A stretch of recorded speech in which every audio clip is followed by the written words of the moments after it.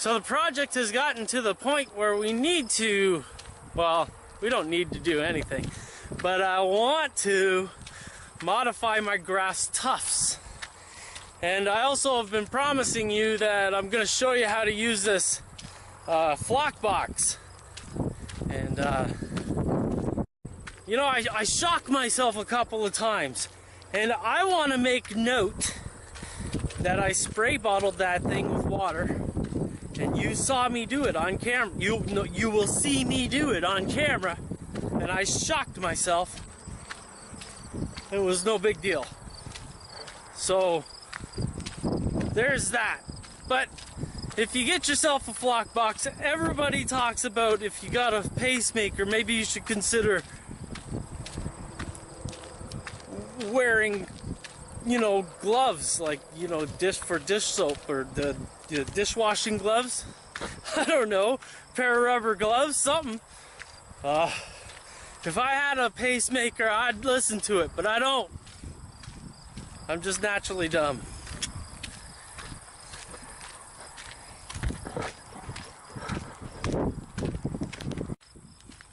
Our goal for the grass tufts is to give them some dead growth up top. Kind of make it look like this is the end of the year. So I'm just really testing this out. And you know, I've never done this before, but I've seen a couple of people do it. So this is a first try. It's not a how-to. This is a review. This is what we're doing. Like, let's see how it gets done, shall we? So I grounded the sifter properly and put the green cable onto the mat that my grass tufts come onto. Now, this might cut the circuit out a little bit. I don't know, but I sprayed the sheet with water, and I'm going under the assumption that this is still good. Well, after the fact, when I looked at these mats, everything's pointed up in the air the way it should be, so I have to think to myself that it worked. Of course, like I said before in my last video about the Flockbox, I'm using the 12-volt power adapter that I have for various other products. You know, this is something that doesn't come with the Flockbox, but is available. He makes the jack available for you to plug one in, and I'm using a 12-volt DC. I'm out on the track right now working from memory. I think it's a 500 milliamp model.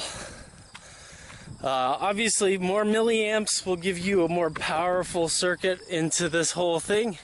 However, it works great for me, and the shocks aren't that bad. I get shocked when I touch the sifter, and I get shocked when I touch the metal plate.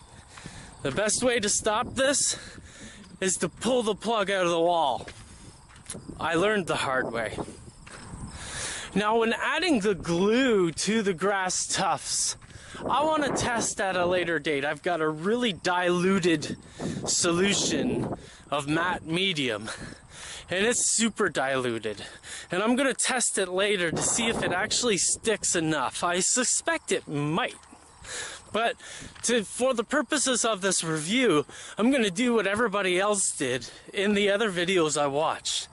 And I'm going to just kind of lightly dab the glue onto the tops of the tufts. I don't want to embed a whole bunch of glue in the tufts, and I know I did it on a couple of them here. The best way I've found to do this is to use a long bristle brush and dab it on top very lightly, and hopefully that's just all you need to get your static grass to attach to the top of the tufts. Now, while I'm setting this thing up, I want to tell you all the different ways that it can be put together, because this isn't a one-trick pony. The Flockbox allows you to have the sheet, our grass mat sheet, hooked up to the green cable, using the Flockbox itself as a ground, or no, I guess the Flockbox would be the positive, and we got the green cable hooked up to the oh my god, this is a big tongue twister, to the grass mat, and our static grass flies from the Flockbox onto your grass mat. So that's kind of like the upside down route. Another option is to do the sieve like I'm doing in our example. Another example is to use the sieve. Oh, there's so many ways to use this. So you can use a sieve the same way you would use a, the notch Grassmaster per se.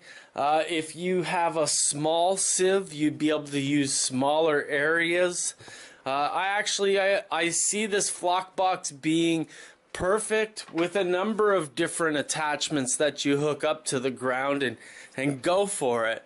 This really is an open architecture of everything that you want, because we get to the point where we're using the notch Grassmaster, and sure, it'll do certain jobs, especially on your layout, like not on the bench. So the Grassmaster is great for getting into tight places and stuff like that, but if you're working on the bench, this is actually the best. Like, it's like a grass factory, man. A grass factory. What is that, like some kind of Colorado factory or something? I don't know. Once again, we're using a different grass mat here. I spray painted it a dark green, army green, so that it'd be easier to see. I didn't know that the first example would work so well on camera, and now that I'm making the video, I can see that I didn't need to do this part, but I'm gonna do it anyways, because maybe it's easier for some people to see. But as you can see, the static circuit that's created from the Flockbox in your static grass is perfect, and this stuff just flies to where the glue is. So the real trick to making great static grass is to add this glue in a strategic way with a brush. After the fact of doing this little exercise, I realized that, I should be using wet water and not my matte medium solution. Using wet water gives the entire grass mat the circuit that it wants, the static. It jacks it all up, man, so that you can just put your sieve over top and give it some dead growth on top. Be done with it, And there's nothing to say that after you've put one layer of grass on that you can't add more glue with your brush and put another layer on.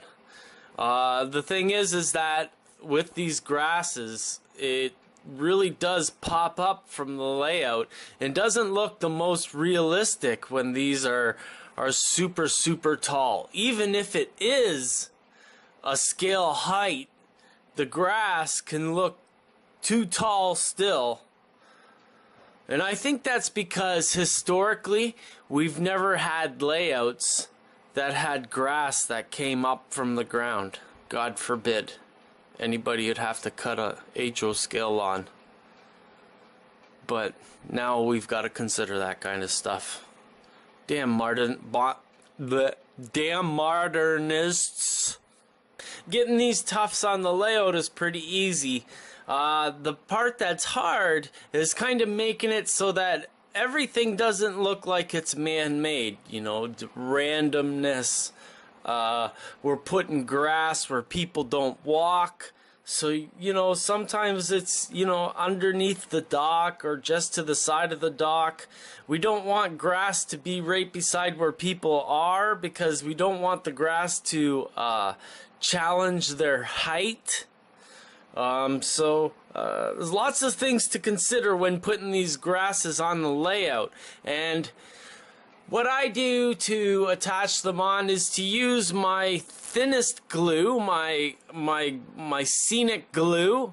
I put a little drop on the bottom of my grass, and I know my scenic glue is really watery, but I put it down, and then I add some wet water to the top of it to get that water to penetrate the whole grass tuft. I don't want glue to penetrate the whole grass tuft. I just want the glue to be on the bottom of it and the wet water to make that travel in between the two. So it's pretty easy to attach the stuff.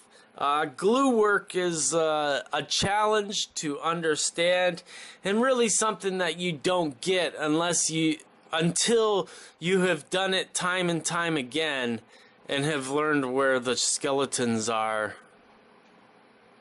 in the whole process. Because sometimes you have to put more dirt down because you just screwed it up, man. And that's something that we should all learn. Well, that's another show. Thank you for watching, guys. This is the Flockbox, available at warpainter.net. Is a real quality product. It comes from the UK, and I really haven't seen anything like it in our hobby. So check it out.